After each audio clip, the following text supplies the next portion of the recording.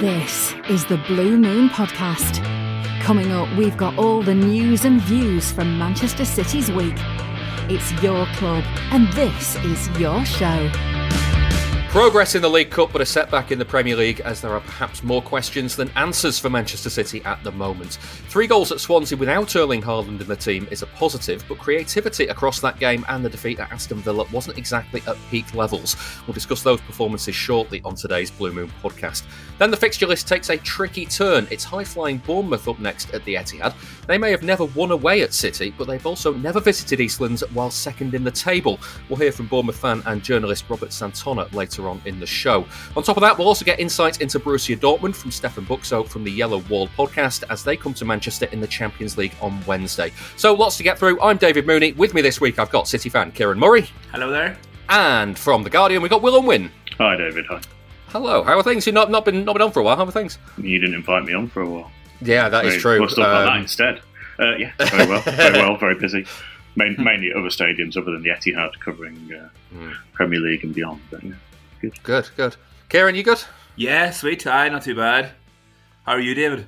I'm fine. No, everyone asks me this all the time, and then I always feel bad saying yes, I'm fine to every time people ask. So I generally try and avoid that in the start of the show. We'll get into some City stuff shortly, but I know that I see you post about kind of meeting up with him and stuff. Adam Hurrey from Football Clichés. So I wanted to bring a bit of football cliches to this week's show. And I've got a footballer's names in things, specifically a City player's names in things, because I was channel hopping while eating lunch the other day and came across an old episode of The Bill. Remember that on Unwin Drama, and landed on this. Now, 3 men have been arrested in connection with the death, and further statements will follow. I have to tell you at this time that one of the men arrested was my son. My son, Mark Kennedy. There you go, Mark Kennedy arrested on suspicion of murder. Not the first time. Not the first time. An Irish legend as well, Ciaran. Yes, hugely. That was really nicely done, David. Where the suspense was building up because I was like, which player is it going to be here? Like, yeah, they arrested my son. Yeah, Torre. Yeah. Unlikely, isn't it? yeah. Mark Kennedy probably makes a bit more sense. Why be watching The Bill anyway? I was channel hopping at lunchtime, and you know, it was just on. Your hectic lifestyle, David. Yeah, I know. Doesn't say a lot about where I am in life, does it? The closest thing I can think of to that was when I was watching an episode of Pointless, and one of the girls was called Janine, and the other girl was called Becky, and I was like, oh, she plays for City Women. Yeah, that's a kind of a combination City players' names and things. So if you found any of those in the wild, and Football Clichés won't have them, we'll have them. So send them in. The other question I've got is Ryan Cherky seems to get cramp celebrating his goal this week, and I don't know if you saw, Ciaran, Kevin De Bruyne injured himself taking a penalty. Yeah. I mean, I don't know why I've come to you with this one, but I assume you've injured yourself in a really ridiculous way at some point in your life. Oh, a number of times, yeah. This question gave me a lot of reason to be nostalgic about things like this that I'd sort of put to the back of my mind. One of the most painful things I've ever done was when I pushed blue tack in too hard and sort of dislocated my thumb. And then it also reminded me one time I was playing, I was a kid and I was playing about in the garden, and there was a wheelbarrow in our garden, and I turned it upside down and was doing that thing where you wind the wheel dead quick. Yeah. And then for some reason I just decided, I wonder what would happen if I put my nose on top of it. It's like some of us do have a tribute podcast, this.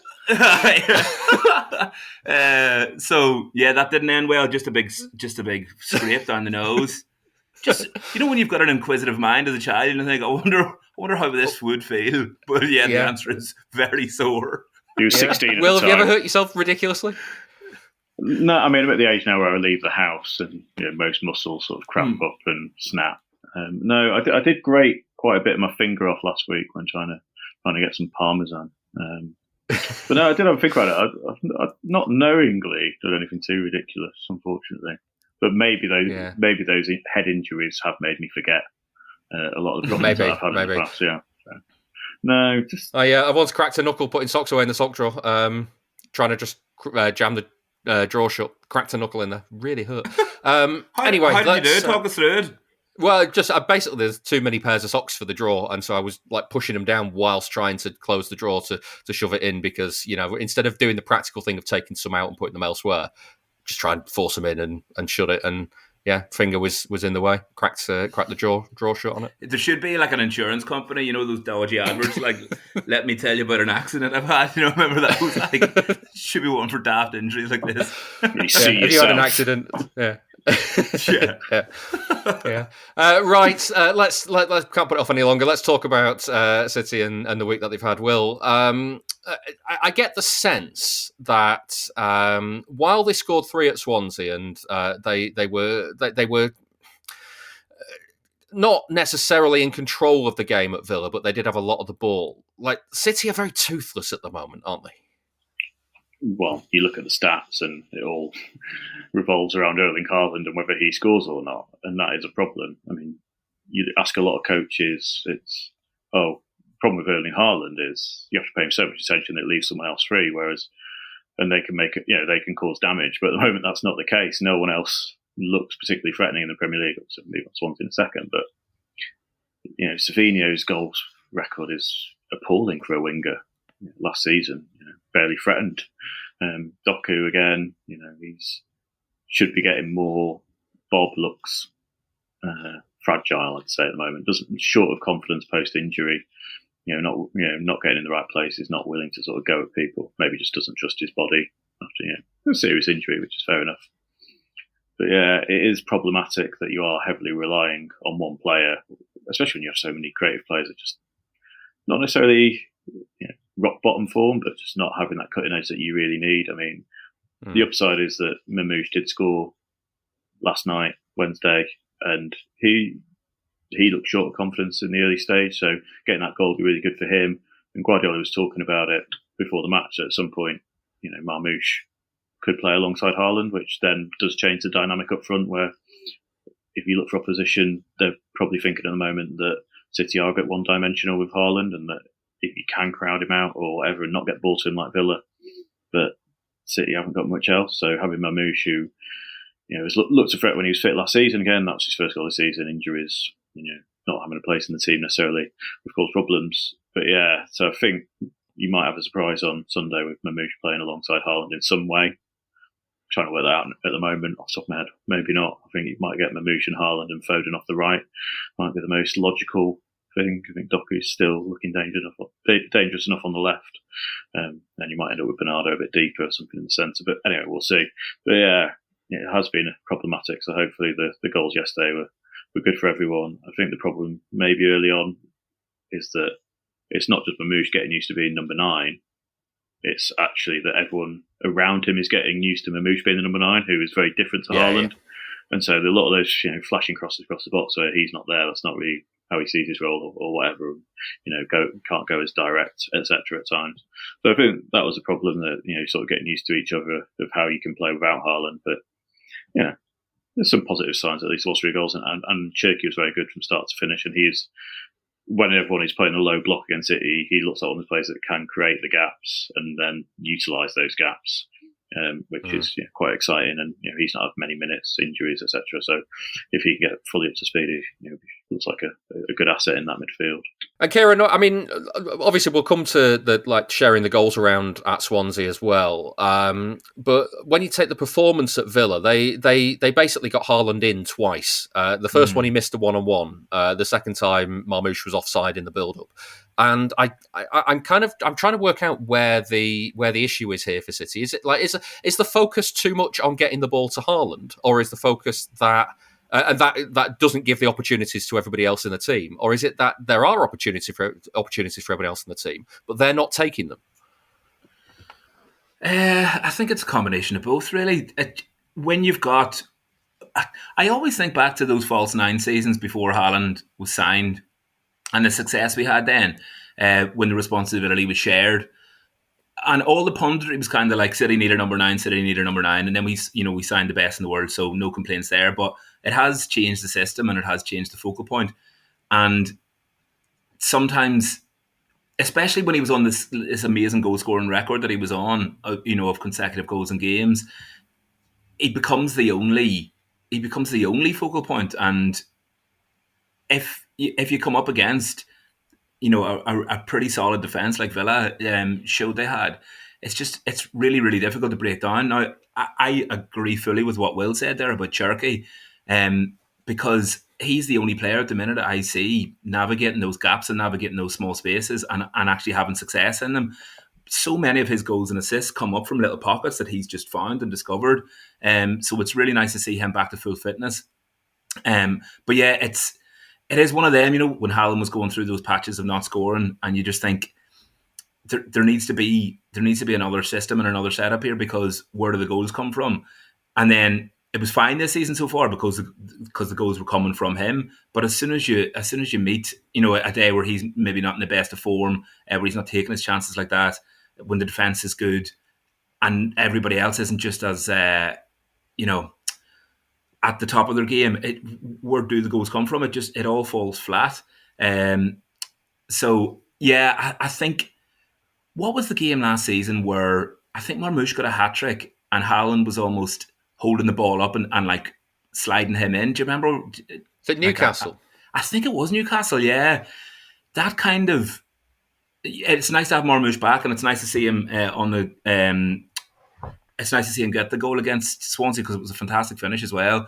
But maybe we could organise and orchestrate something like that, if needs be, where if the two of them are playing together, those sort of strategies, those sort of tactics, might allow for that, take the pressure off Haaland a little bit, but he is still key and he is still involved. It's just not that he's just not the final puzzle piece all the time, because sometimes you just can't get there.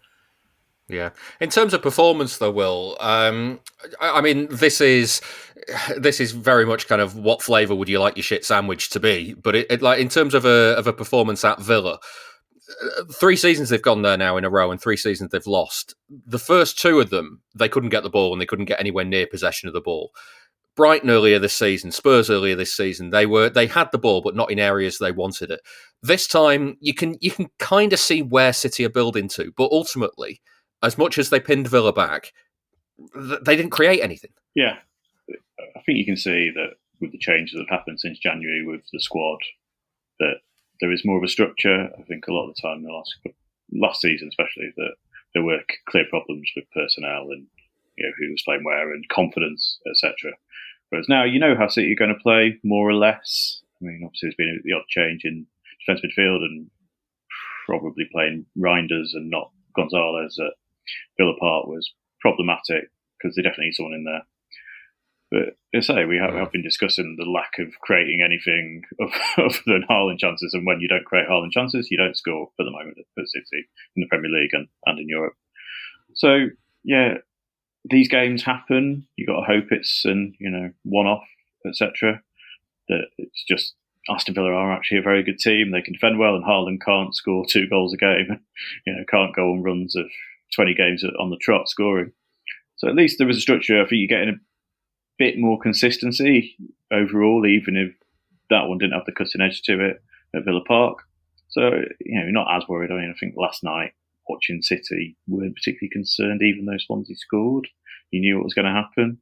Whereas in recent times, I've not had that confidence. You think, actually, Swansea could do City here, etc. and so forth. So, I think you've got to tick it off, mark it off as a slightly unfortunate and a learning curve of what needs to be done to make City a bit more agile, I think, in the final third. Yeah, a little bit of a learning opportunity. I guess the concern from Swansea, Ciaran, might be, I know they got the 3 in the end, and it was 2 goals late on that swung the tie. But it felt for a long time, how many times can they put it in or through Swansea's box and there be nobody there to either finish it or put it in or get a shot away? And against Swansea, you kind of get away with it, but against Bournemouth at the weekend, maybe you don't. Yeah, it makes me laugh how often they manage to create chances where you just want the big man on the end of it when the big man's not there. Is that a mad paradox, or is there something to do with the system in that, maybe Haaland's lack of kind of close control and, passing ability and the fact that he's always kind of like marked by 2, 3, 4 defenders, makes that a little bit difficult. But it's mad how often they play with that more freedom around the box, and then get it across and nobody's there. Whereas you would just love Haaland, but having Haaland there must limit aspects of creativity to some degree. It was nice to see in the end 3 goals, 3 different scorers, Haaland not involved, and he's got a rest, and hopefully a bit of confidence for those players as well. I know Villa and Swansea are very, very different in terms of like the level of opposition that we're up against, but you just hope that it will kick on. Those players coming back from injury as well, Cherky and Marmoush. We've got a couple of difficult fixtures coming up now, so it's really nice to see them at least creating something, get somebody's on the end of it in the end. And yeah, maybe the pressure will be off Haaland going forward. Yeah. That being said, Will, what's happened to James French? There was a lot of talk at the start of the season about, they've got a new set-piece guy, everything's going to change. The set-pieces are just as bad as they've ever been. Yeah, it's quite funny. You watch all the other teams, you think, they've got a cunning plan. And I was thinking about this last night with City. It was just, everyone was just in the box, just sort of moving around in general fashion like you would at Sunday League. Yeah, it seems a little bit amateur. Maybe it's just Pep desperately trying to avoid the trend of set pieces becoming the be-all and end-all of professional football. Yeah. He had a sort of sly pop at everyone else with the Tony Pulis stuff the other day. But yeah, it's quite odd that there's no real structure to these set pieces. From what my amateur brain, maybe they will be in the coming weeks. You never know. Maybe they will. I mean, it's like, do you remember that a couple of years ago, Ciaran, they used to pass it back to the goalkeeper and just lump it long from kickoff? And yeah, like we spent ages like theorising what all that was about, and then eventually somebody asked Guardiola, and he was just like, "Well, certainly on, see what happens." It's like like that seems to be the plan from corners these days. They get a corner, it's like stick it in, see what happens, or play it short, then stick it in, see what happens. Yeah, City do this thing once every so often where they've got a free kick too far out to shoot, but a nice one that could be lofted in, and then they pass it short. They did it at Villa on Sunday. Foden could have easily just lofted it into put it in the mixer, and he just gave it short, and then it was turned over, and all of a sudden we're on the defence again. It's like so often you see free kicks just wasted like that when they're not quite there's not quite shooting opportunities. They're a difficult one to create anything from. So, and then it ends up just either going back to the keeper or going nowhere. So yeah, I don't know. James French is stealing a living at the minute by the sound of things. Room for improvement for sure. Yeah. Will, you mentioned Reinders in the centre of midfield at Villa. The Nico Gonzalez thing was a bit of an issue. He wasn't fit or we assume he wasn't fit to play a full 90 minutes, and then that probably informed the decision. What did you think of? I mean, it is a plan C. You're not kind of having to plan for both Rodri and Gonzalez not being there, but in that event, Stones stepping up into the middle to be the extra player. Like, is that the best that City have got, or could he look at something else? I mean, I think at the moment, even looking when Rodri's available, because I think a bit like Bob, I don't think Rodri trusts his body that much. He doesn't seem that confident. I mean, I saw him at Monaco where he got pulling someone back who's like, I was in there half thinking, I can't chase him back. I'll just take the booking now. I think, in my opinion, again, very lazy because I'm not Pep Guardiola, but I think we are getting to the stage where City do need 2 players in front of the defence. And so if you do have Gonzalez and Reinders, for example, at the moment, of those who are available, and then Reinders quite eager to get forward, and fair enough, that's more what he's used to. But then if Stones does step into midfield, that allows him to do that, and you can work around that as a system. So I just think City are struggling in that area of the pitch. You look at who City come up against with. Guardiola keeps making the point: big physical players, and can outrun Gonzalez easily, and probably outrun Reinders because he's not the sharpest. But if you have 2 in there, you're giving yourself a better chance. And I think that, with the quality that City should have in the final third, it would be quite a pragmatic choice. Maybe it's a bit Mourinho-esque, if like we have 6 defenders and 4 up front. But I just do wonder if any one person can do that role. And say Rodri used to be able to do it post-injury. At the moment, I'll say he's getting up to speed and doesn't look like he can do it by himself, and he needs a bit more support. So working around that in a sort of sensible fashion might be helpful in the short to medium term. At least, I spoke to when Gonzalez signed. I did speak to people about him, and it's just like, he can't do it by himself. And I think one of the reasons Guardiola went for him in the end, obviously he was available, but very expensive, I think, for an uncapped player coming from the Portuguese league. But he is an intelligent guy, so he can learn quickly. And when Rodri came, he wasn't this world-class Ballon d'Or winner straight away. And not that I think Gonzalez can follow him on that level, but he has shown improvement. He has been a lot better this season, and he's picking it up. Yeah. And there is a level between winning the Ballon d'Or and being a good holding midfielder for City, isn't there? Yeah. I mean, he's very small, but yeah. He's definitely getting better. But I think overall, to keep him improving, it might be sensible to have someone alongside him for the coming weeks and months if Rodri is not available, because there's no time frame when he might be either. This is a paid promotion for NordVPN. Now picture the scene. I've been spending all week trying to organise an interview with a podcaster from City's opposition, and then while I'm out the house I get a reply saying yes, but they're only available for the next half an hour or so. That's happened a couple of times already this season, and when it does, if I need to record while out and about, I'll switch on NordVPN and connect to the Wi-Fi in a coffee shop, the motorway services, or in my hotel room. I've also used it at the station while waiting for a delayed train once or twice. It's easy to do. I just open up NordVPN on my laptop and I pick one of more than 8,400 servers in 127 countries, connecting to it in just one click. You can also turn on auto connect if that is your thing. That changes my virtual location and it keeps the connection safe when I'm using public Wi-Fi. Now I'm an Apple user, so I have NordVPN on my MacBook and my iPhone, but you can also use it on other platforms as well. It works on Windows, Android, iOS and macOS as I use it, Linux and even your Android TV. NordVPN gives you more than switching location as well. You're protected from viruses, malware and phishing sites, and it's one of the fastest VPNs out there, so there's no buffering while you're streaming. City are at home in the Champions League this week, but there's still a couple of away trips in the league phase left. And if you're heading overseas for one of those, then you can use NordVPN to make sure that you don't miss out on your subscriptions from home as well. So you can carry on streaming safely while you're in your hotel or at the airport waiting for your flight home. To get the best discounts off your NordVPN plan, go to nordvpn.com/Blue Moon. Our link will also give you 4 extra months on the 2-year plan, and there's no risk with Nord's 30-day money-back guarantee. We'll also put the link for you in the podcast episode description. Ad-free episodes are available on Patreon. Sign up at patreon.com/Blue Moon Podcast. Ciaran, there is a positive for Nico in many ways, is what happens when he's not there. Because at Villa, it got a lot more stable when Nico came on and became the holding midfielder.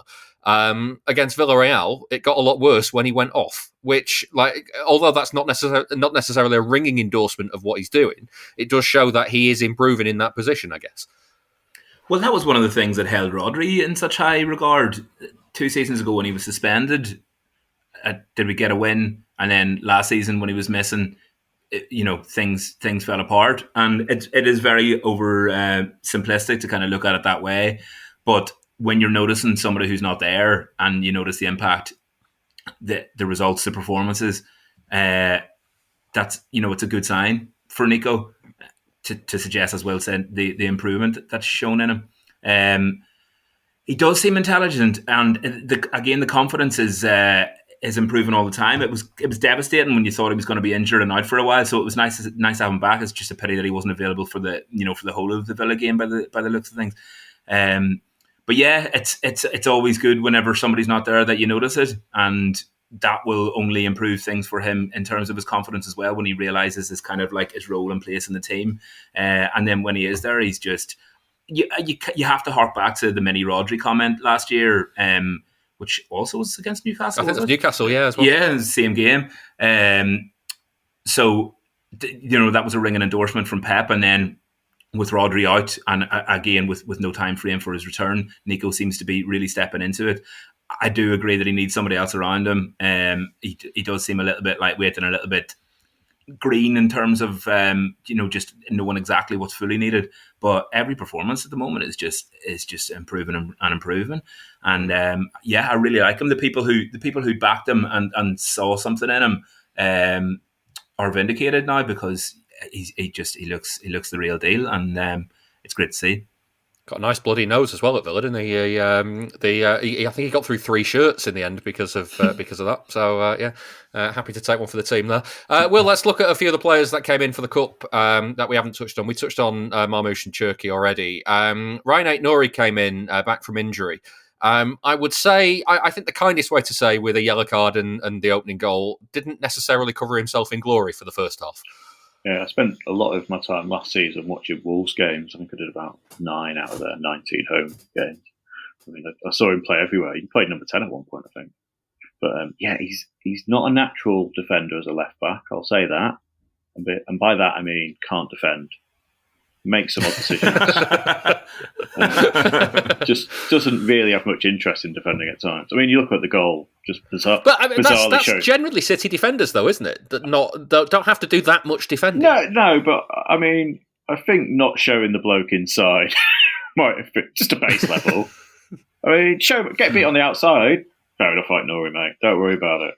But just really showed him inside to do what he wanted. And then obviously the foul was just like, I'm not getting involved in this. You're going up in the air. He is. He's an attacking fullback, but at some point you might need a little bit more defensive discipline, because if you are getting done a couple of times at Swansea when City are playing, better teams that aren't in the Championship, it could be useful if you could do a bit of defending at the same time at left back. Because also you are going through a system where we didn't, there wasn't really a left back. Guardiola, despite his often goal-scoring heroics, is not a sort of natural, progressive left back. So it is quite a change in style. So it would be helpful, I think, if Nori worked out how defending worked a little bit. Yeah, there is a strange paradox here, Ciaran, that you look at the 3 options City really have at left back in Guardiola, in Nico O'Reilly, and Ryan Nori. They all offer very different things, but none of them really offer like digging in, sit back, defending, do they? No, and it's been interesting that Nico O'Reilly's been keeping Nori out of the team, really. But so much of what he can do is just brilliant in attack. Who was saying the other day, it might have been on this show or Let Me Talk, that he displays, I think it was you yourself, David, he displays lots and lots of Nico O'Reilly, this I'm talking about, like lots and lots of number 10 flair. He looks so often as if he's doing things that are befitting somebody who's in the 10 role. So just in the left back position, yeah. Every so often he'll do a nutmeg, or he'll head off a brilliant pass into space, or a great through ball or something. So for me, he's looked the best option this season. He's been absolutely class, Nico O'Reilly, and it is mad that we've spent all this money on an out and out left back, when at the minute he seems to be the third option, really. Will's ringing endorsement there that he can't actually defend is putting him even further down in my estimation. It's a funny one. You don't know what fullbacks are actually about at City. If there's a whole dissertation to be written about Pep's use of fullbacks in his time, and the amount of Walker obviously held down the right back for so long. But when you think of Delph and Zinchenko, Nico O'Reilly, and then we bought an out and out left back, and you're looking at it going, where's his defensive capabilities here? I don't know what you're doing. It's better when we didn't have a left back. Yeah. That's it. And that is the paradox, isn't it? Yeah. One other player to... I wrote this, Will, at half-time, and then I never took it out of the running order, so I'll see what you think. But James Trafford was busy early on. And then by the end of the game, barely touched the ball as the game settled into its pattern. What did you make of him at Swansea? He made some really good saves. He's a really good goalkeeper. He's probably just not Donnarumma, and obviously the mistakes early on is never going to help him. But he looked confident. I'd say. Didn't look nervous, came out, had the natural reactions to come out, for the one-on-one after Kusanov has napped everyone with one of his sort of reminiscent of his debut performance, that pass, wasn't it? So yeah, he didn't look like his confidence had been damaged by being dropped. He was very assured when he did have stuff to do. He's just a little bit below Donnarumma at the moment, and he's got a fine opportunity to learn from someone that's been one of the best goalkeepers in Europe for the past 10 years, since he was 16. So he's not, as I say, he'll get games that he won, so he'll get another game, he'll get games elsewhere. If City go for the Champions League, he'll get minutes in the FA Cup. So I don't think he has to worry too much overall. I mean, obviously he's got the World Cup to think about, but again, he's probably going to be number 3 there if he goes, so might not be the top of Tuchel's priority. He's not getting as many minutes as you might desire. So a lot of goalkeepers might have just properly thrown toys out of the pram by being dropped, especially when you come in thinking you're number 1. Guardiola's spoken very highly of him, of what he's done in training, that he's still producing the goods. He's not frowning, he's sticking to the task. So yeah, really decent performance. Couldn't do anything about the goal. An incredible whip into the top corner. Incredible for it. It bends so far outside the post. Yeah. So what he had to do, he did well. I think good with his feet. Yeah. No, which I think would cause him problems at the start. So yeah, fair play to him to dig it in and show him what he can do. Yeah. Just quickly, Ciaran, bigger picture stuff, because obviously they lost at Villa Park. That's now 3 defeats for this season. About a quarter of the way through the season. What have you made of it so far? It's funny because overall, on the bigger picture, I think I'm pretty happy. And I think looking forward, there's lots and lots to build on and build from. This time last year, although you're probably going to tell me it happened a little bit later, did it? The absolute capitulation. It had just started this time last year. Yeah. I don't feel that we're looking at, and maybe this is just if you juxtapose our season with Liverpool's, that's a real disaster. What's happening there, and City aren't like that. It's just City can make 11 changes for the League Cup and still have a first team squad out, can't they? So yeah. I hadn't considered that. Yeah. What I would look at is you always think kind of like autumn, winter are the bedding in periods, and then you want to hope that City kind of in the new year will go on an absolute just a huge run.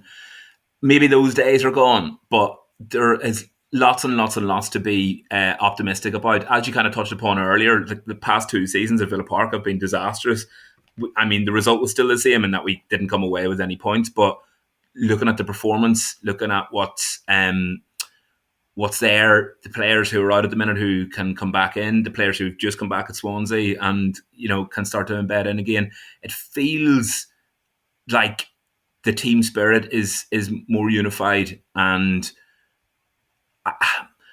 people are writing City out of the title race already, but I really think they could be thereabouts. I don't know why people are looking at it so badly. I know there've been 3 defeats, which doesn't look great, and Arsenal look pretty imperious. But I'm fairly content with what's happening, and I think we have lots and lots of the characteristics in place where we can go on a decent run, and maybe it might take to the new year, but. Team spirit's good. Haaland's scoring again. Players coming back in. Yeah, I think I've been happy enough with the performance so far. Looking better in Europe as well. So that's been a nice thing too. It's the end of October now, so much to happen.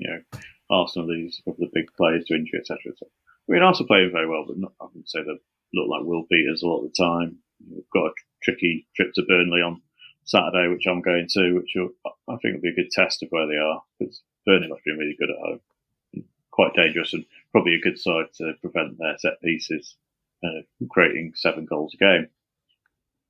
I think for City, you can see that there's a structure, whereas at this time a year ago everything was falling apart in sort of comical fashion, wheels coming off everywhere, not really knowing where things are going. You had at that point Kyle Walker, who was clearly wanted out, and things like that, whereas I don't think you've got any of that at this point. I think you are hoping that plan is at some points that he can put a run together.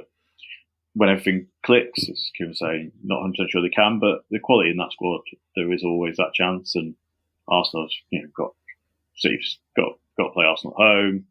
They've got to play, Arsenal host Liverpool. If Liverpool beat them at the start of the season, if Liverpool can muster something akin to a run of form, not like the current one where it looks pretty desperate and playing very strange, so the under 18s in the League Cup for reasons unknown. But I think City at the moment are Arsenal's biggest challenger.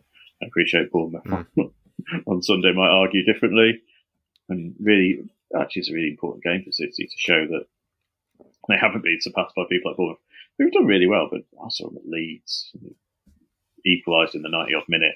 They're not world beaters themselves, so it's quite an interesting one. But I think City are Arsenal's biggest challenges. It's just up to them to take it from where they are, probably at 75% of potential to somewhere closer to 90. No one can. We can't expect 100 at this stage, obviously. But yeah, I think City are Arsenal's biggest challenges. But if they finish second and Arsenal maintain a 6-point gap, then probably could see City.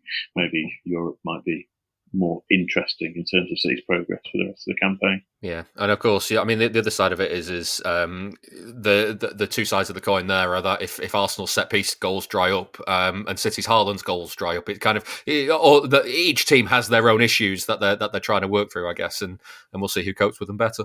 As Will says, it's Bournemouth next for City on Sunday. After losing the opening game of the season at Anfield, Bournemouth are unbeaten, save for being knocked out of the League Cup by Brentford at the end of August, and they sit second in the table. So to get an idea of what City will face this weekend, I've been speaking to Bournemouth fan and journalist Robert Santonna. On the whole, I don't think the mood could really be higher around the Bournemouth camp, the Bournemouth fan base, the players, the staff. I think everyone is enjoying both, for the players playing the style of football under Iraola, but the fans are also really enjoying watching it. I mean, you look at our last 3 games and it's, eight goals, I think it is, in the last 3 games. Some big wins so far this season. Just the 1 loss, undefeated since the opening day. On the whole, I don't think it could have gone too much better. But yeah, definitely the mood is right up there. Yeah, I mean, just looking at the performances as well, because even in that defeat at Anfield, and we didn't know what Liverpool would the form that they were going to hit later in the season at that point. I mean, you went 2-0 down, and you really battled to get back to 2-2, and it felt like actually at 2-2, if anybody was going to win it was probably going to be Bournemouth. Yeah, that was. I mean, I was in the stands for that game, and it was gutting the way it ended. But I think it's also what we've seen Liverpool do now. I think from that game, everyone's probably looked at Liverpool and gone, everyone's looked up and gone, right, well, Bournemouth can have a go, we can have a go. And I think that's sort of partly why you've seen Liverpool be a bit exposed this season. I think we probably started that off on that opening day.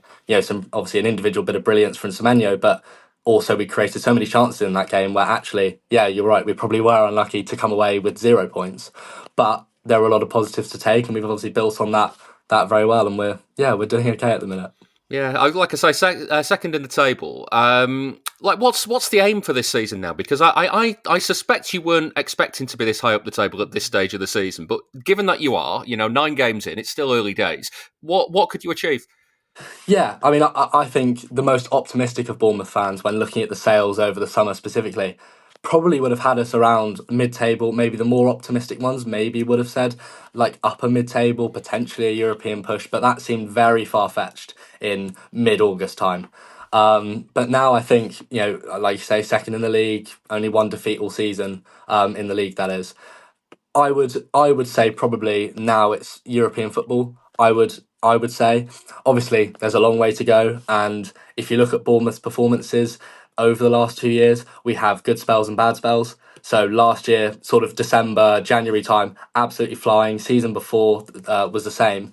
But then we never finished the season well, is my only sort of question mark at the minute. So the biggest thing now is, can we make the most of this momentum? Can we get as many points on the board? So going into those final 10 games, going into the run-in, have we actually got something tangible to aim for? Because the last 2 years, it's sort of been, it would be nice, but to be in the driver's seat would certainly, I think, give us a big push. Yeah, and I mean, you mentioned the changes in the squad. I mean, there was a lot of kind of key players that left over the summer. How's the changeover been? Because you spent a fair bit in the summer as well. How are the new players kind of settling in? Yeah, I think it's been really interesting from a fan that just likes watching the players, but also likes to see how they're playing, the tactics, how Areola is setting them out to play. And obviously, if we're going sort of position by position, you've sold Milos Kerkez and gotten in Adrian Truffert, and a lot of Bournemouth fans went early and gone, okay, hang on a minute, Truffert could actually be better for Bournemouth than Kerkez.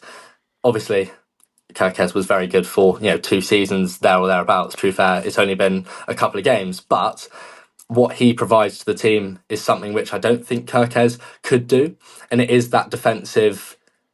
He's got a better head on his shoulders, I would say. Kerkez, a flying wing back that will cause teams issues in the final third, but also was a little bit mad, had that edge to him, which for Areola, fits the style of football, fits that pressing way. Truffert has that as well. He's a great presser, but also he is just a little bit more switched on defensively, which I think provides a really nice balance. You look at our defence, I think a lot of people forgot about Marcos Senesi. I think a lot of people forgot just how good he was. I mean, I think he was right up there, if not number one, for goals and assists for defenders the season before that. I can't quite remember. He had a fair couple of goals and a fair couple of assists. And his ball progressive stats this season have been off the charts. He's been, amount of chances created, it's something like 0.45 per 90. For a centre-back, that's pretty quality. Diakite next to him, again, has come in. Sabani and Howson have gone. And he's fitted right in. And Milicevic as well, 18-year-old, plucked from Red Star, and he's made 3 Premier League appearances and has been great in every single one.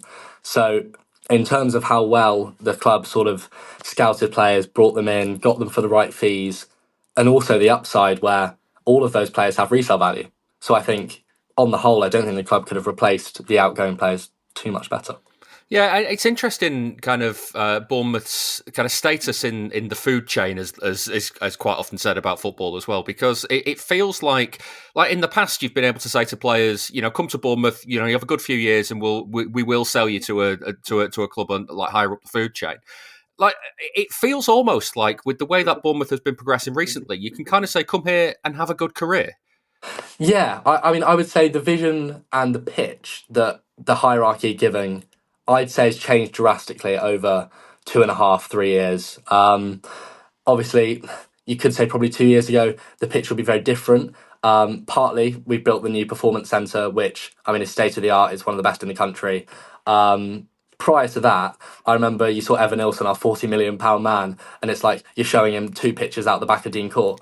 And it's like, it was all theoretical. It was all, this is where we want to be, this is where we can be, this is the money that we got. But now it's so much more tangible. There's a bit more of a club vision. Like, we've got the plan to expand the stadium, going to be about 20,000 seats. It's, by Premier League standards, it's not great, but it'll be twice as much as Bournemouth has ever had. So it's sort of, there is becoming a bit more of a tangible vision.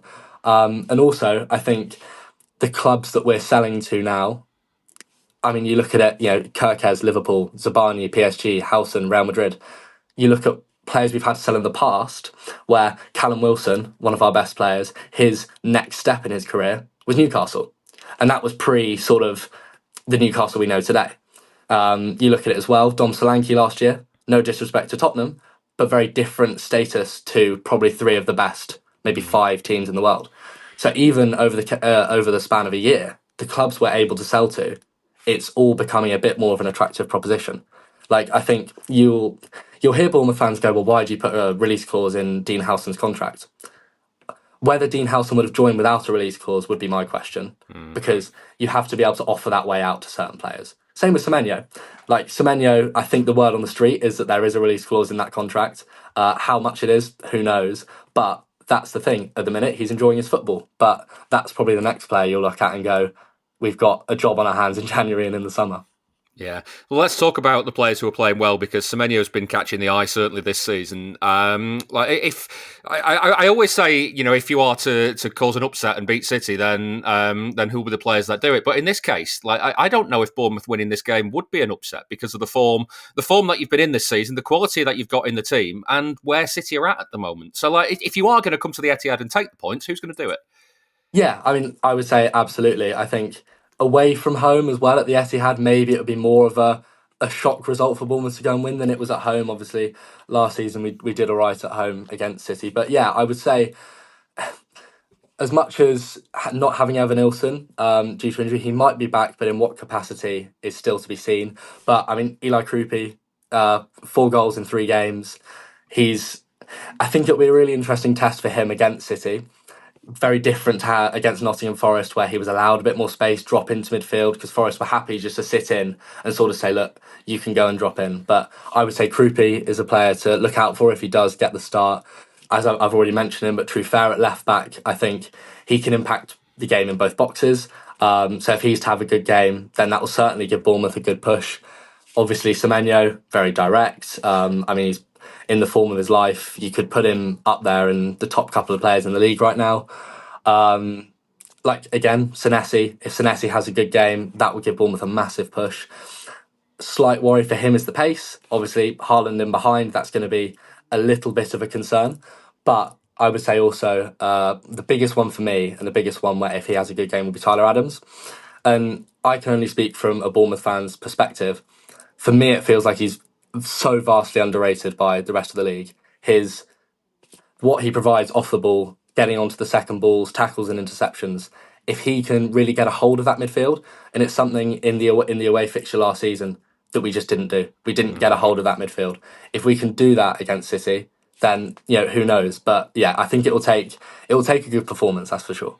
Yeah, what do you think Iraola will do? Because City have blown hot and cold a bit this season, and in terms of performances, and we often find that when teams go man to man against City, then there is an opportunity for City to do well, but also at the same time, there's a bit more of an opportunity for teams to get something out of City as well. Iraola's not somebody who strikes me as someone who will come and sit deep this weekend. So what do you think he'll do?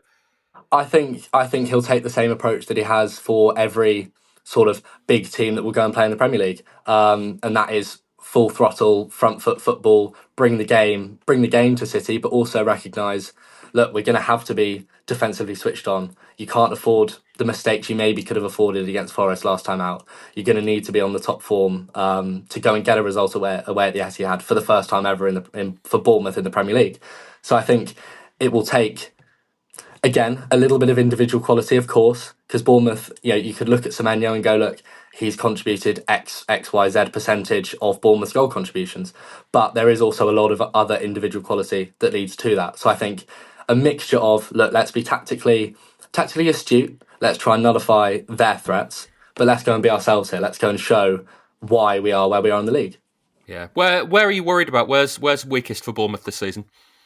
I think it's interesting where I'm never confident with defensive set pieces. I think City don't score set pieces. You're all right. So potentially we could be fine there. But like against Forest, I know they didn't score one, but you were looking at the size of some of their players and going, not sure we can quite compete in the air as well.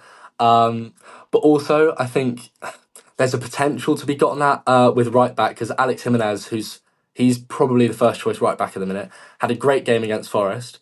But I would say out of Jimenez and Truffert, if City were to pick a side to really go down, you would probably say the right side, just because I think Jimenez is obviously new to English football, coming over from Italy. So potentially there's a slight weak point there, but again, he's still learning, sort of getting to grips with the English game, comparing his performance last time out to his debut for Bournemouth. Very different. He's developed a lot along that way. Also, I think there's, like I said to you, if Bournemouth can't get a hold of that midfield, because there are off days, there are times where Alex Scott and Tyler Adams, it just doesn't click. Sometimes Scott can get caught on the ball, and then you get really sort of done over in transition.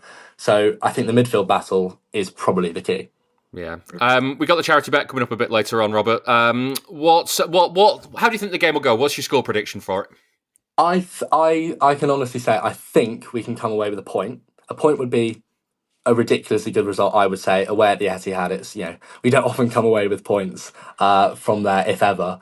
So I'm going to go for 1-1, and if you wanted me to go for goal scorers, part of me wants to go Croupy just to keep the goal streak going, but we'll mix it up a bit. I'm going to say Justin Kluivert for Bournemouth, and I can just see Haaland getting in behind and grabbing a goal. As Bournemouth sort of press forward, I can probably already see that coming. You see stats pop up all the time about clubs and players, and you want to know that exact thing about City. There's an answer. Statscity.co.uk. Want to find out all of the players who played alongside club legends like David Silva, Sergio Aguero or Vincent Kompany? Or maybe you'd like to know which team found it hardest to score past Joe Hart. You can find out City's record in every competition, at every stadium, and under every manager. Just go to statscity.co.uk and browse away. That's statscity.co.uk.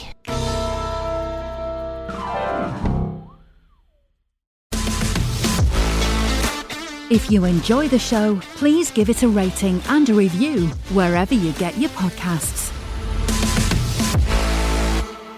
That was Robert Santonna speaking to me about the game with Bournemouth. Ciaran, in previous years, these games would be considered pretty simple, Bournemouth and Dortmund. Maybe a bit of a test, but the sort that City would turn up and just get the job done in. How do you see them this year?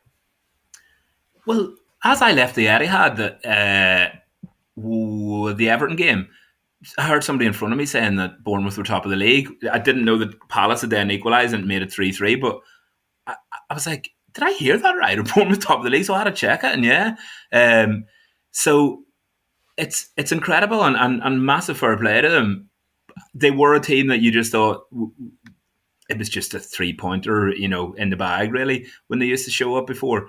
The improvement has been great to see, but I think City will, have the quality and the patience and just the experience to nullify this threat. And I think City should still be good for the win. Defensively, we're looking a lot better, and I think we'll have enough to nullify their threat, really. When you consider that, I mean, like these previous games, I would talk about, City would turn up and Bournemouth would spend most of the game in their own penalty area. You suspect Iraola will try and do something a bit more man-to-man to stop City. Dortmund, we'll hear from a Dortmund fan later on about how they're more likely to play in transition. These could be two uncomfortable games, but for different reasons, I guess. Yeah, I mean, I would say Iraola is one of the best coaches in the league. A really well coached team. Everything they do, even when they're not on it, they've all got their roles.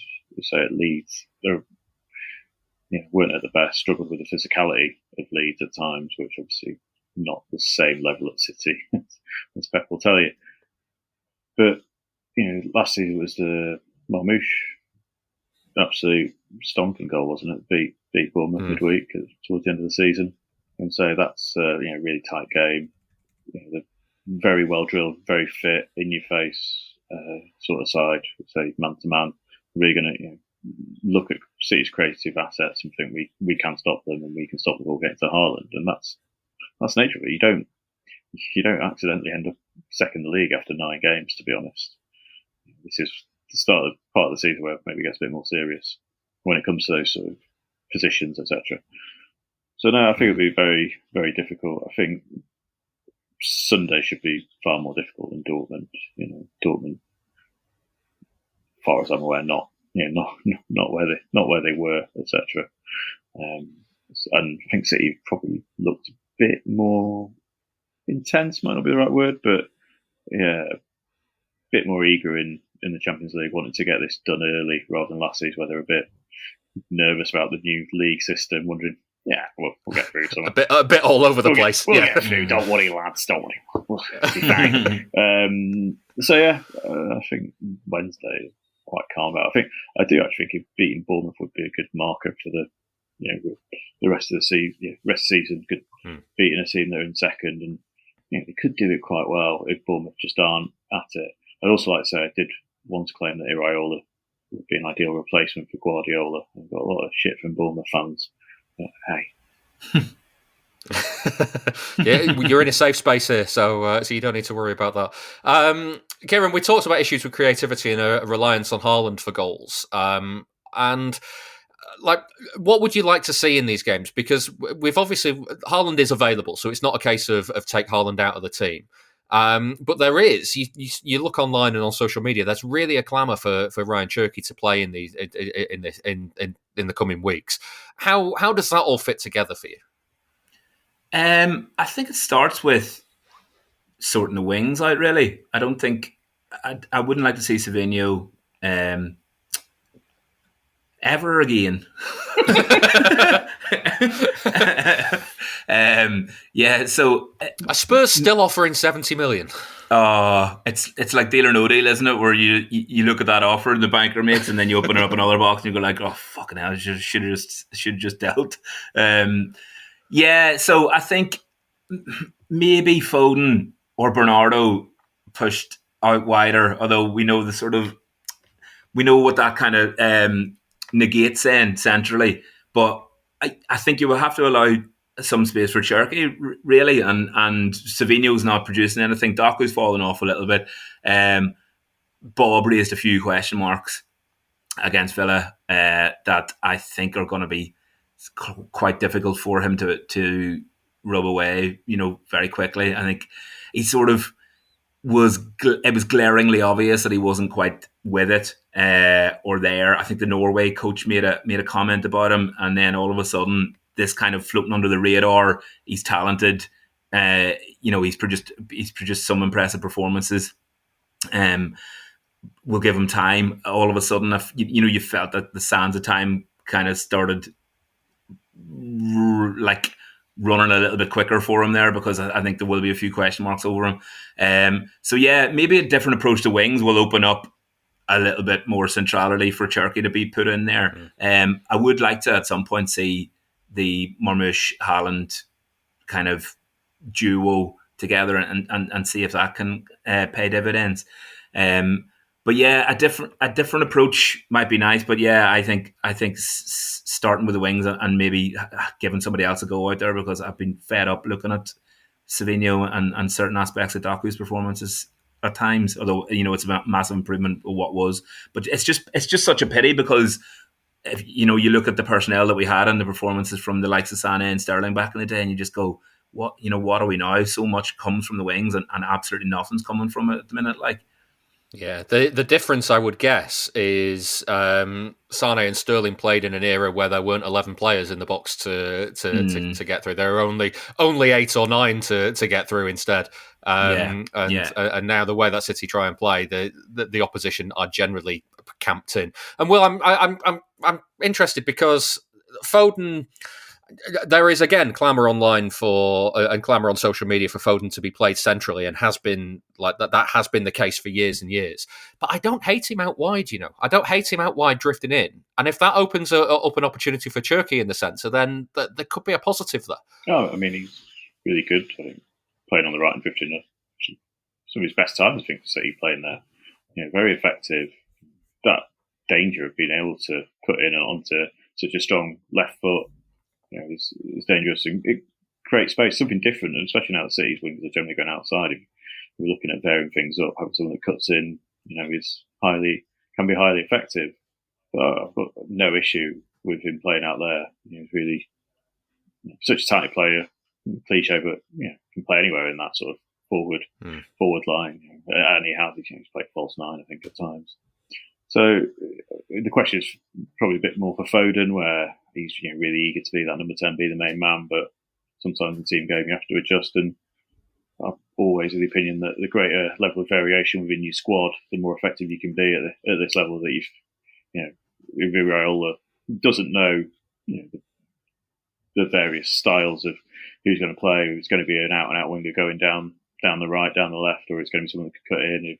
Then, as you say, that could bring Cherky into the side, or if you can have 2 strikers, if the opposition manager is having to think on the day of what he's going to change, then it's a great asset. And Foden he's got so much in him that he can beat a man inside. He can go outside. But matter where he's playing. If he's on form, he's always going to create chances for others and himself. It's just a case of make sure he's on the pitch, and if it's better for the team that he's on the right, that's the nature of the beast. Hopefully, Doku remembers. And you do it, don't you? Yeah. Hopefully, Doku remembers playing against Bournemouth in his first season, where it's like, was it 5 assists and a goal, or 4 assists and a goal? Whatever it was. I think 4 assists and a goal. Yeah, ridiculous. So if you can just think about that, Jeremy, when you're trying to take everyone on and run into the byline and losing it. Sorry, every time anybody ever addresses something to Doku as Jeremy, it just sounds like a Peep Show quote. I can't help but hear it in Mark's voice. Managed to get a Peep Show quote into my Haaland piece last week. Excellent, well done. Which one was it? Well, it was about when he was cooking. I was like, he was complaining about the price of olive oil, basically, with his girlfriend. He's like, half the mortgage of olive oil in there. I was like, it must be a first pressing type of guy. Really niche Peep Show quote. Reference, but proper deep cut. You gotta be a proper fan. I had to argue with my editor to get it in. He'd cut it out. Excellent. No, it's going back. The best decisions in online pieces I tend to find are when there's been massive arguments with the editors about the really niche references that are left into them. Just on Doku quickly, Will. He has started this season well. He has slowed down a little bit in the last couple of weeks, and I'm wondering if that's either the impact of being rotated out of the team and having to come back in and not having the consistency of performances, or if it's a difference in the way that the games are being played. Because in the games that were chaotic, he looked really good. In the games where the opposition have dropped, he's starting to regress to what he was. I mean, I think with someone like Doku, where he's a little bit unpredictable in the first place, I think not always. We don't know what he's going to do next sometimes, and I don't think he does either. I think it's quite hard to pinpoint when you have those ups and downs. He's just a confidence player. When everything clicks, when the ball is at his feet and he's confident, he is more effective. When he's a bit more nervous and when he really doesn't know what he's going to do next, and it is problematic. And he does, maybe it helps that when the games are a bit more chaotic, a bit more space for him to get into and whatnot, rather than trying to create gaps. He's not one of those. He sort of finds the gaps, I think, a lot of the time. But it's hard to pinpoint with someone like Doku, where I sort of put him slightly in the maverick winger. He can go both ways. So, I mean, crap answer, sorry, but I can't pinpoint it. But I think it's just a little bit of confidence. I think you say that you go a couple of games, but you're not getting it all your own way, that you question yourself. And when he questions himself, I think a little bit like Sterling with finishing. When he started questioning himself, it really dropped off. So when he starts questioning himself and doesn't know what he's going to do, it's a little bit problematic for him. He just needs that, make the decision quickly and go for it. Yeah, Ciaran, you were you said he kind of faded a little bit in the last couple of games. It's funny because it kind of feels like with Doku, if you can just sort the finishing out or sort the like the end ball this season has been fine. He's getting it across the box. He's been finding Haaland and finding teammates in the box fairly regularly. But the one that sticks in my mind is the Everton chance at the back post. Just finish it. You've just got to sometimes you got to be a bit more decisive in front of goal. And I wonder if like the goal this week. Will that does that? I know it was a massive deflection in the end, but sometimes the old saying is the strikers need one to go in off their arse. Did Doku just need one to go in off a defender's foot? Yeah, maybe so. And maybe he'll look at playing Bournemouth at the weekend and go, this is a bit of a flashback to his best ever performance in a City shirt. So maybe the stars just seem to be aligning a little bit for him. It was good that he's, again, deflection, take away the deflection from it, but it was good that he's there or thereabouts in terms of the score sheet. Without Haaland, he's managed to, impact, in terms of his goals and assists record, because so few of the players were scoring. It was just Haaland. So if you got an assist for Haaland, it was like the nearest thing you could do well, because hardly anybody else was getting a goal. So without Haaland there for him to notch one onto the score sheet, that should boost things for him. It is funny because despite the fact that he's fallen off, he still looked as better as he's ever looked, really. And this could be a brilliant season for him. And fingers crossed, getting that on Wednesday night will just propel him forward again, and he'll remember the brilliant start that he had to the season. And Bournemouth might be a nice opponent to come up against, given his success against them.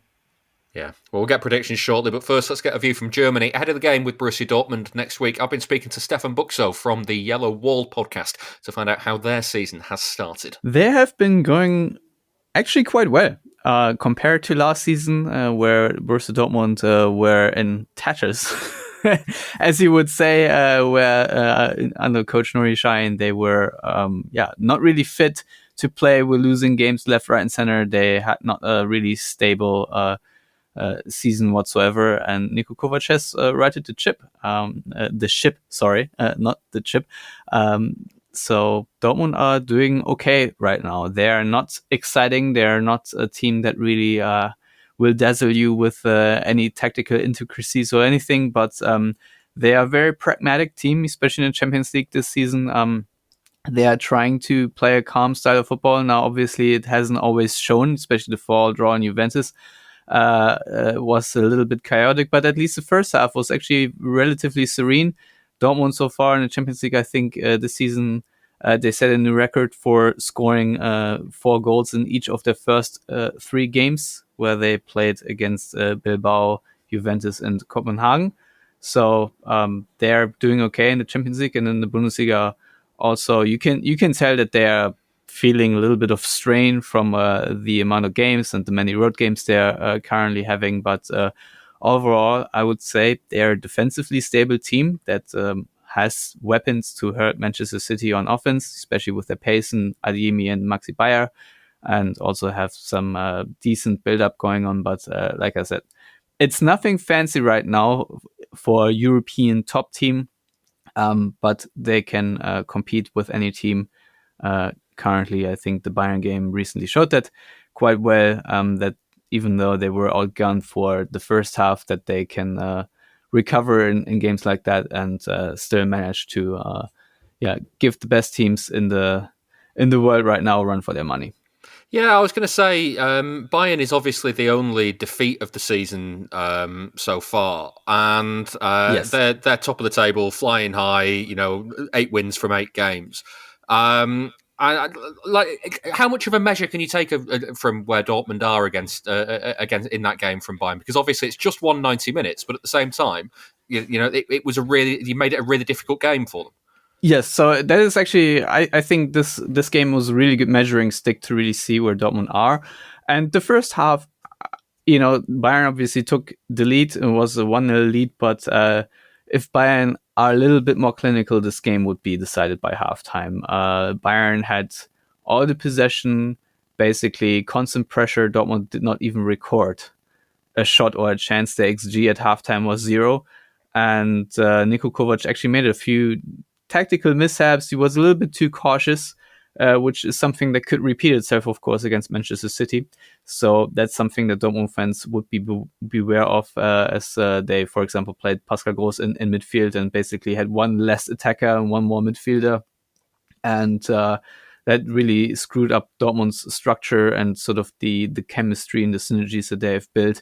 But they corrected course in the second half, and they managed to play a good game. And I would say the last 20 minutes when Bayern made it 2-0, and then Dortmund came back, and the last 20 minutes it was all Dortmund, was just their pressure and wave after wave of attack. They didn't manage an equalizer, but what they did manage was some encouragement that they can, within such a game where they get dominated for about 45 to 50, 60 minutes or so, that they can actually find the switch and turn it around on their opponent. So, encouraging signs overall. Dortmund right now are, I would say, a pragmatic and stable team. Their form is trending a little bit downward, I think, just because of how the schedule is looking and the strain on the players increasing. But overall, I still would say that they're a formidable side right now. Yeah, stability is something that I think is it could be a little bit dangerous for City, that, because over the course of this season so far, City have been good in spells, bad in other spells, and are kind of striving towards that consistency. What's the style of play like? You said it's not been anything fancy so far. Yes. What sort of stuff are you doing? How are you approaching games? So Dortmund under Niko Kovac play a back three, have two wing backs, if you will. They have two in midfield in between, and what they're really good good at is the ball retention, basically moving the ball around within their own ranks. And I would say anything up to the 18-yard box, they're doing really well in terms of ball progression on the ball. So I would assume that even against the Pep Guardiola coach team, Dortmund will have some spells of possession here and there. Their only problem right now is that when they are playing fast and furious, that sometimes the counterattacks are not coming off as they should. But I assume in a game like against Manchester City that will actually switch a little bit, and Dortmund will probably focus a little bit more on their transition game, which actually I know I just said it wasn't working out as well, but it has improved over previous seasons, and I assume that especially the fast runners of Adeyemi and Bayer will be a little bit more direct maybe against Manchester City than they have in previous games, because Dortmund do like to step their foot on the ball and really slow the pace of the game, break the rhythm. Like throw-ins, for example, they like to take their sweet time now. So Dortmund will basically try to keep the rhythm of the game relatively low and relatively slow paced, and then look for transition attacks. So that's sort of the general vibe. At the beginning of the season, they were a bit more intense in terms of pressing and especially counter pressing further up the field, and really created a lot of chances from that. Marcel Sabitzer in midfield especially was really effective in winning the ball up the field and then pinging it onto his teammates and creating chances and goals out of that. But that has a little bit abated. Serhou Guirassy has not scored, I think, in 5, 6, 7 games or so. I'm not entirely sure when this airs, but he has been a bit of a rough patch of late, but he's still very integral to Dortmund's build-up because of his hold-up play as a striker and his overall interconnection with the rest of the team. And I think Manchester City fans need to keep an eye out for Felix Metscher, who is Dortmund's number 8 and probably the key man that you need to sort of disable if you want to have success against Dortmund, because he is someone that can turn around with the ball on his feet and really make the connective passes between defense and attack. And of course, I would be remiss if I not mention Nico Schlotterbeck, who is of course Dortmund's best build-up player, if you will, from defense, and his diagonal balls are a little bit Mats Hummels-esque, obviously not the same as the great Mats Hummels would play them, but still his sort of opening is pretty good. So overall, Dortmund, I think, are very hard to press because of their shape and their setup. Sort of in their own third, they manage to have always a good amount of triangles and passing options available. So that is something Manchester City are wary of, and if they commit a lot of numbers, Dortmund will manage to find a way to combine through that eventually. So the only question really is how much of the ball will Dortmund have, and how far will they be pushed into their own area, because if they are, then they will eventually break and not just bend.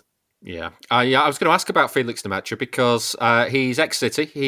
He's played in the Champions League for City. He never made a Premier League appearance, but had a couple of cup appearances and Champions League appearance. And obviously, there's another common link in Jan Couto.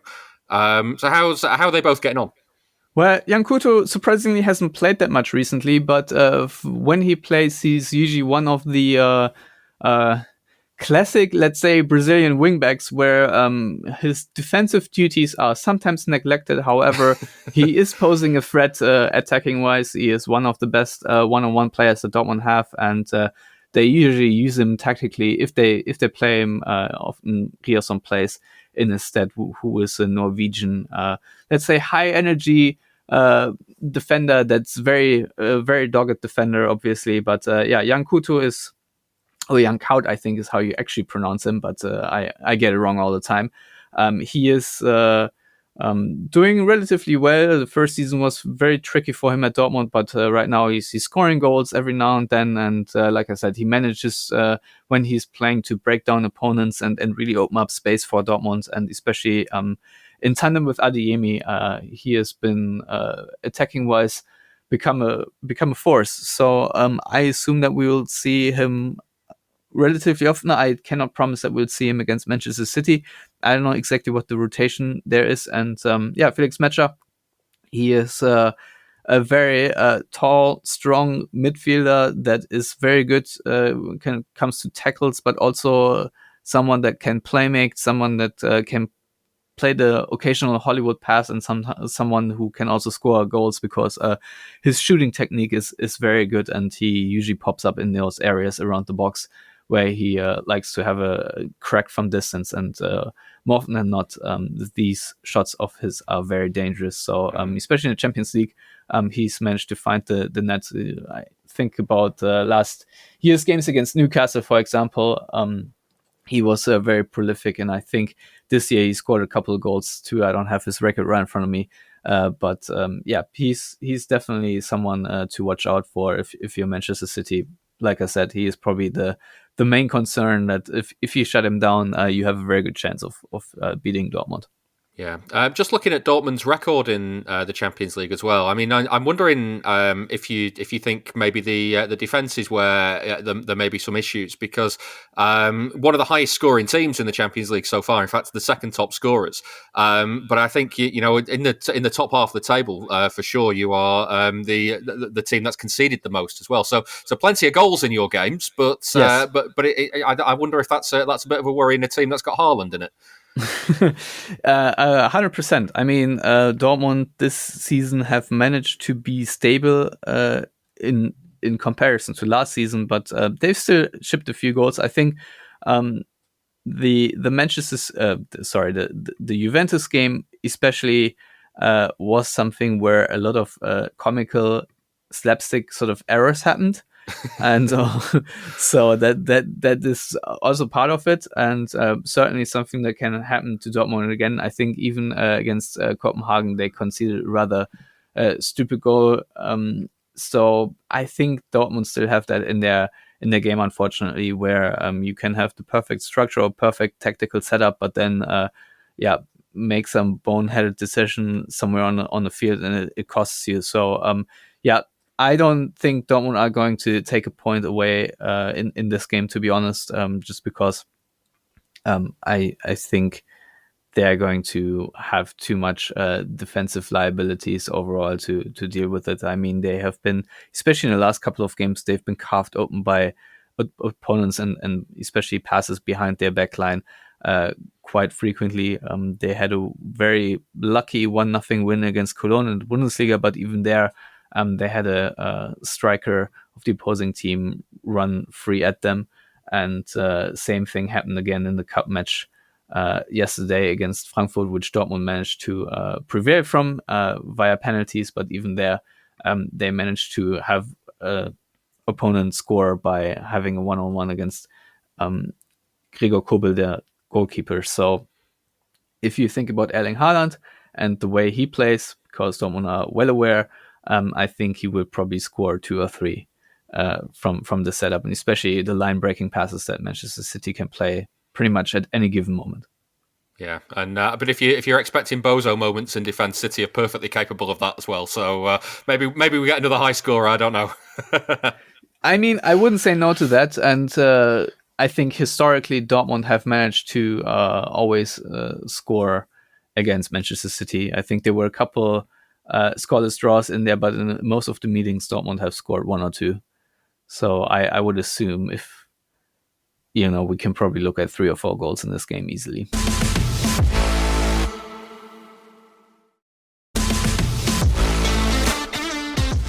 This is the Blue Moon Podcast, but don't worry, it'll be over soon. Stefan Buckzo there.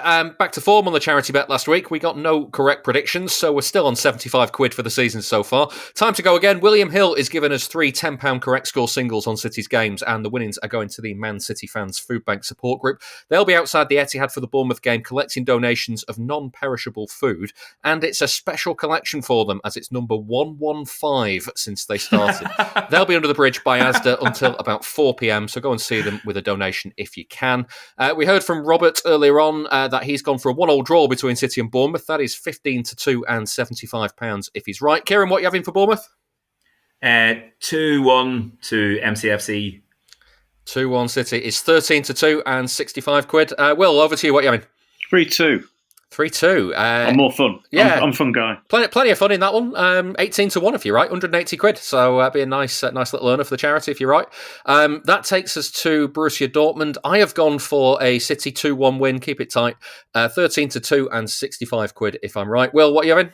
2-0. 2-0 City is 15-2 and 75 quid. Ciaran, Will went for 3-2 against Bournemouth. You're going for 3-2 against Dortmund. Yes, thank you for stealing my opportunity to say my own score prediction, though. Yeah, well, I just thought you might riff on it, but no, all right, fine. Yeah, no, I've gone for the fun. I've gone for the fun scoreline.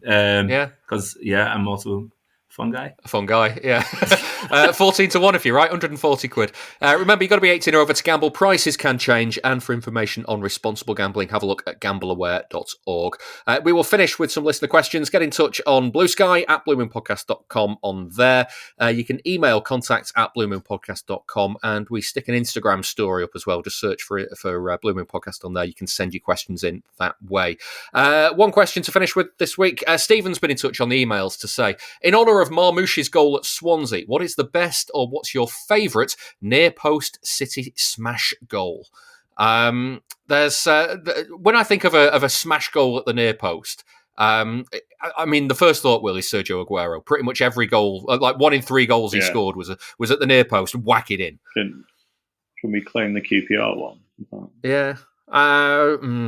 He's gone across Paddy Kenny, hasn't he? Has he? Yeah, I think he's trying to. Anyway, there's one again. There was a derby where he absolutely rifled it past De Gea, and there was another one where, I mean, it's not exactly the same, but against Burnley where the goalkeeper came out, he was at such a ludicrous angle where you think he can't do it. There's 2 defenders on the line. He's basically sort of about a yard from the touchline, but towards the edge of the box on the right, and just whacks it in. Slightly different to Marmoush last night, which is incredible sort of near post work. I can't remember what year it definitely counts, that one, because the Burnley one, it clipped the inside of the near post, and I remember thinking, I don't know how he's done that. Yeah, no, I mean sheer brute force. Maybe sort of pushed the post backwards to get it in. But the Derby one, I think I can't remember what year it was at Old Trafford, but De Gea's just sort of like, not doing anything with that, lads. I quite like I like the use of my wrists for the rest of the year. Really, it was pure Aguero's first thing that I thought. I mean, there must be a YouTube compilation of Aguero just smacking the ball for near post finishes somewhere. Yeah, if not, why not? Ciaran, Liverpool at home from Aguero. Oh yeah, absolutely. That was one of the best games of football ever. Certainly, like one of the best I've ever been at. That was just magnificent, and the celebration as he wheeled off, but the limbs, if you like, just unreal. There was a Bernardo Silva near post goal against United as well, that I remember. Just when you were talking about the Derby goals there, well, do you remember the one? I think it was like late in the season, 2019, where City won 2-0, and Bernardo. It wasn't really a near post smash; it was a near post like low placed kind of like down. They drove it in low and hard, yeah. That was one of my favourite near post ones because I just remember that, like watching it at home, but the release and the relief of that, because it was so important that it was so late in the season, and it was that really really tight 98-point season going up against Liverpool. There's something really really aesthetically lovely about near post finishes. Do you remember one against? So do you remember after the season after the Aguero goal, where City were a bit rubbish, 2012-13? The first game of the season was against Southampton, newly promoted Southampton. City won 3-2. There was a near post goal in that was unbelievable, and weirdly I can't remember who it was. It was either Tevez or Nasri. Do you remember the goal I'm talking about? So all 3 goals on that day seem to just blend into one in my mind. I can't really remember. I can't remember the difference between them. Yeah, Yeah, do you know what? Maybe I could be talking shit. Like, I should have looked at it first. we will find out later. There was a nice aesthetically pleasing goal on that day that I think was near post, but yeah, this doesn't really make great podcast content. Me misremembering near post goals. Yeah. Can I chuck in Paulo Wanchop against Preston in the old championship when Keegan's team won it? Was from a really kind of fairly wide angle, hit it so hard at the near post, and in my mind's eye, it hits the near post, hits the crossbar, and then goes in on the far side. And I'm sure it's not as emphatic as that if you go back and watch it, but it's a wonderful finish. I also asked Niall, who does Retro City Goals on Instagram, about this, because I was just like, I just want to make sure we've got some examples, and he suggested David Silva at QPR in 2011, when again in that lovely red and black kit with the yellow, the gold sponsor, and the photograph of Silva punching the air in front of the floodlight. It looks fantastic.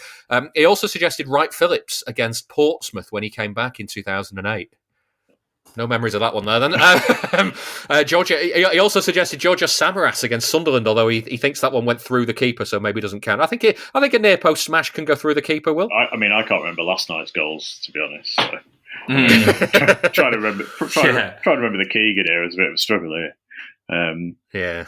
I mean, anything that Georgia Samaras did was clearly genius. So we could put it in any category. Who cares? One of the greats. Yeah. If he was putting it through a goalkeeper's legs, he knew what he was doing. He was not a man about brute force. He was just a pure mercurial magician with the ball at his feet. Proper the goalkeeper placement, was looking into his loving eyes. He wouldn't know what was going on, wondering about his hair care products. So yeah, no, I mean, there's not many Samaras goals to recollect, so it's quite sad that at least he's being brought back up. Get his statue. Yeah, a goalkeeping error has made the list. Yeah, I mean, build that statue outside the ground of him. Put one through the legs. Yeah, Ciaran. Niall also suggested Aguero for Chelsea away in Pellegrini's first season in that black kit. And in the day that is more remembered for Joe Hart and Matej Nastasic fucking up at the end. I do remember a class Aguero goal that day, but again, in my mind's eye, I can't remember near post. I just remember that. I just remember. Yeah, I should have watched these first, to be honest with you. It was the Nastasic Hart stuff, because Hart got dropped after that, didn't he, for Pantilimon? Yeah. So yeah, that's just eclipsed everything in my memory in that game. I remember a class goal, but I just can't remember the shape and look of it. You know what I mean? Yeah, I just remembered because of that. I just remember Tevez at Norwich the year before when they won 6-1. Aguero belted one in at the near post on the volley, as them two had their own kind of goal of the month competition between them. But the opening goal was Tevez just shooting from probably about 25 yards for no reason, and the bend and swerve on it took it in at the near post, and the keeper was completely unsighted. Yeah, if we've missed any of your favourite near post smashes, do get in touch at Blue Moon Podcast on all the socials. But for now, that is it for this episode of the show. Thank you very much to my guests, Ciaran Murray. Thank you, David. And Will Unwin. Thank you, David. We've got a clip of this week's Nostalgia episode coming up shortly. That was an edition of City Heaven, City Hell, where City fan Andy McNabb and Nottingham Forest fan Nick Miller discussed 2 good and 2 bad matches between the teams. The full thing is available now for Patreon members. Head on over to members.bluemoonpodcast.com for more information. I will be back next week after the games with Bournemouth and Dortmund. See you then.